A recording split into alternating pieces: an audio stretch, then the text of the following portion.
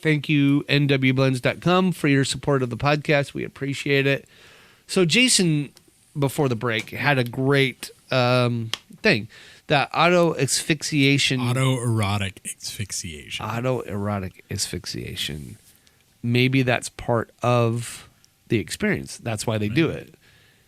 You get that rush, that feeling. I don't know. But I thought it enhances what you're doing erotically. Well, it probably does, but you think it's tapping into that chemical... Yeah, that same chemical reaction. I mean, the same thing can be said for people who high altitude climb, deep sea divers, because you reduce the amount of oxygen going to your brain. Right. Well, here. Hand me that rope over there. No, thank you. Try something. You will not. And give me that box of Kleenex. Nope. No, sir. But I mean, it could be triggering, those kinds of activities could be triggering something similar. I mean, like if you look at spiritualism as a whole, a lot of monastic folks or practitioners practice astral projection, the art of leaving your body. Right. And I think that was really big in the 70s, maybe the 80s. Oh, yeah. There was a lot of that going on. And again, Aleister Crowley had... some hippie shit. Yeah. He had some insight on that as well. But like, Tibetan monks have been doing stuff like that. Right? Have they? Yeah. They do that? Very similar to... You're not getting a lot of reports of near-death experiences where I left my body. Are you getting that from Avengers? Space? No. Okay. Jesus. No. But a lot of near-death experiences, like, hey, I left my body, I traveled into space, saw the universe as a whole, and yada, yada, yada. Right. Not demeaning the experience. I just don't remember exactly what this crazy woman was saying. She's not crazy. Seemed like a very nice lady. Hey, with all due respect, that psycho lady, it's like, jeez, dude. But it's in the Geneva Convention, if I say with all due respect. Yeah. It's fine. It's fine. No, I mean, this lady was like a whole librarian, and she was talking about how she went and saw the universe, and she felt relieved that she'd been living her life. So do you feel so with that being said, do you think you're triggering that chemical thing again somehow? Maybe. And making it so that it's not it's seems real and whatnot, and so you think it's happening even though it may not be? Maybe. It's all part of, chemical, like the way the human brain works. Okay. Yeah, I can see that. You can totally get high by reducing the amount of oxygen you're taking in. Right. Without dying. Right. And then leads me to remember, I guess I've read something or heard something about people in the late 70s, early 80s drilling holes in their skulls. For what? To bring more oxygen into the brain, to enhance their cognition. And then they figured out it doesn't work that way? That it has to go through your lungs? If they didn't die, yeah. But they were going on the carburetor theory. The carb theory? Yeah, the carburetor theory. But, I mean, all these kinds of things produce, pleasurable feelings. Right. I get what you're saying. Right. So they're just kind of building on that. And from what you were saying is a lot of these people came back, having had a pleasant experience. Right. Right. And they were clinically dead. Yeah. Yeah. So what about the length of time some of these people reported being dead? I mean, the human body, after 7 minutes? You got 7 minutes to revive them. After that, they are gone. Yeah. Okay? So some of these people reported 20 plus minutes of being dead in these videos. Can't speak to it. Not a medical professional or financial advisor. Okay. Let's get to your opinion. I don't have one. Oh, okay. Because honestly, if we're going to defy facts, that's bullshit. Oh. But this is, like in a hospital, recorded, time of death, blah, blah, blah, came back at this time. Then they weren't really dead. Well, they were. No. The hospital said so. okay, well, they need to work on their paperwork. Okay. So you think it's more of a clerical error? I don't know. Or... Wasn't there? No, yeah, I wasn't either. Yeah, so, I mean, people can say what they want and relate their experience. But, I mean, I don't.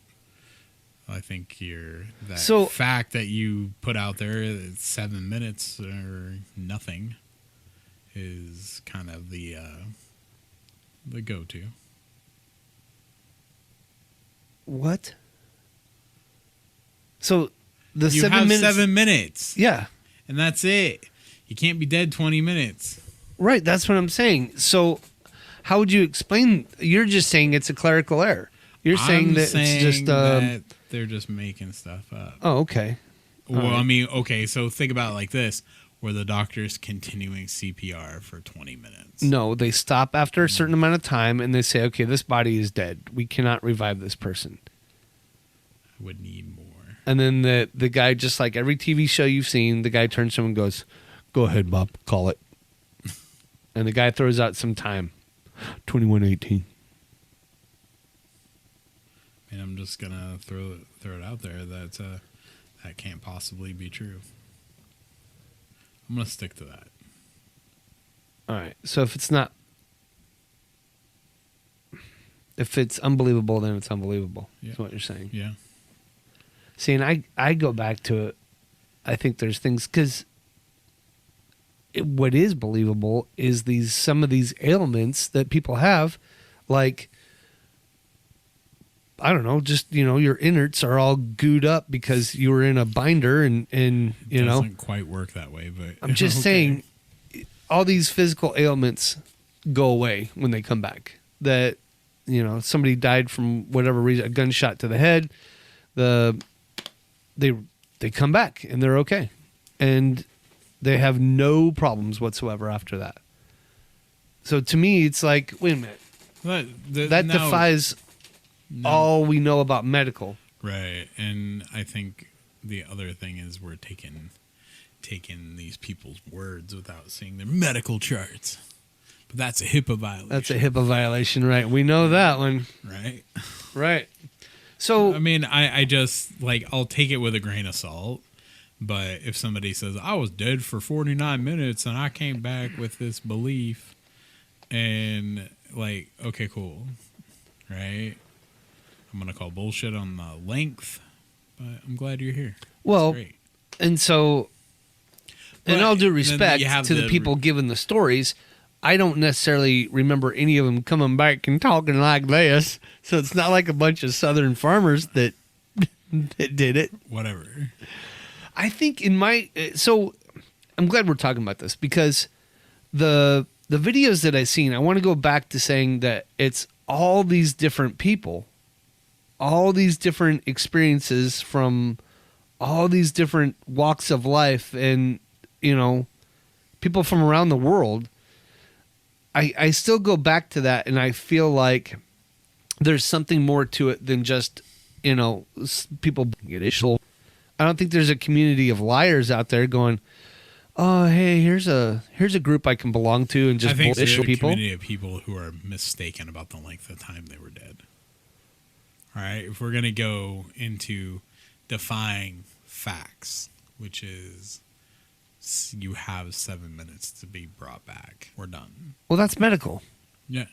I mean, I'm going to go with science on this one. So anybody that says they've been dead longer than 20 or longer than 7 minutes is lying or mistaken about their time. That's your stand on it. Yes. Okay. I think that's too black and white. Yep. I think that's too if then. Well, I mean, okay, so they have supposed ailments that are supposedly cured. Right. Great. But, you really just need to have some kind of history on what ailments you had and what caused them to go away. That's where I think, what's weird is I will accept that they had this experience and listen to it with an open mind. Right. But when we start getting into, and I was magically healed. No. Just no. Okay. We're going to stop you there because that's just you're pushing you're pushing it. You're starting to irritate me. I see. Not you specifically, but these people. You know, now you're just starting to. I feel like you're trying to take advantage of me. I see where you're going with it, and I don't like that. I get you. Okay, so everybody wants to be special and unique and have this great. Oh well, God made me feel better, and you know what? We're all people, right? Now you're just being affable. So here's what I think about that statement: is that if it goes against your belief system, then it's not true. That's what I heard you just say. That's what I just heard you say. I feel like you're just trying to take advantage of people at this point. Not you specifically, Randy, but people who are just like, well, it's like those faith healers, you know. Oh, I get you. They had the people planted in the audience, the lady who could actually walk, sitting in a wheelchair. Walk, young lady. Right, I get that. And yeah. Now you're just.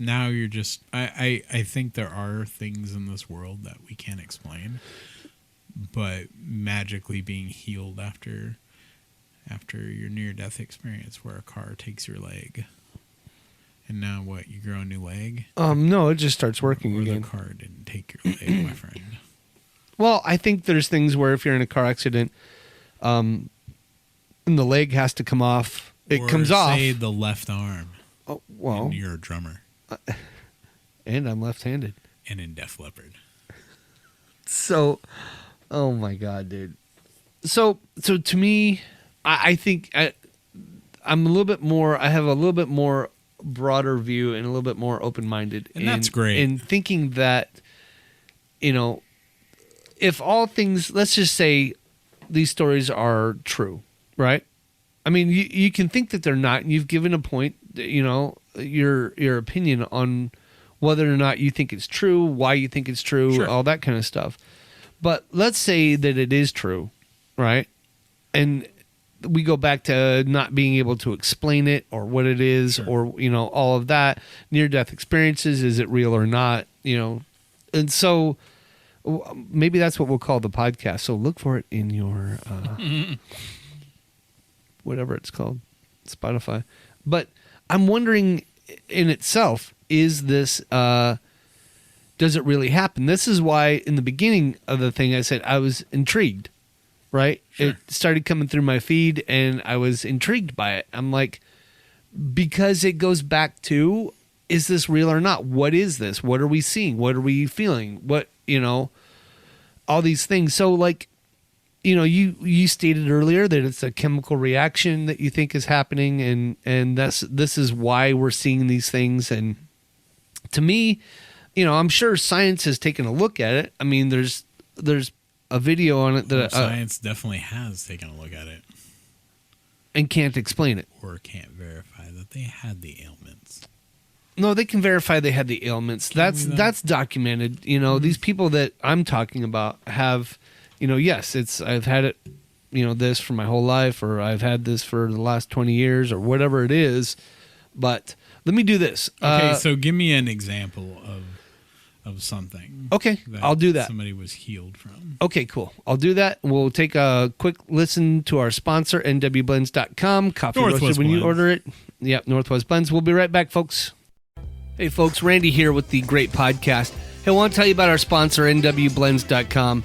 nwblends.com is serving the best coffee available today. You're absolutely going to love it. You can get single origin, or you can get coffee that's been blended.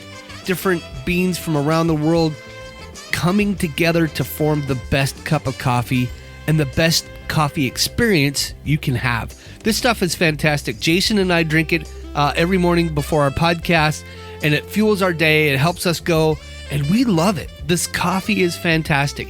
Go to nwblends.com and choose the coffee that's right for you. There's medium roast, there's medium dark, there's dark roast, there's something for everybody there. And these guys are always expanding, looking for more and new coffees for you. It's absolutely the best. Give them a try, nwblends.com. And when you're ready to buy, use GREAT in the promo code for 15% off your order. That's a great deal. nwblends.com, folks. You're absolutely going to love it. Give them a try. and tell them that the guys from the Great Podcast sent you.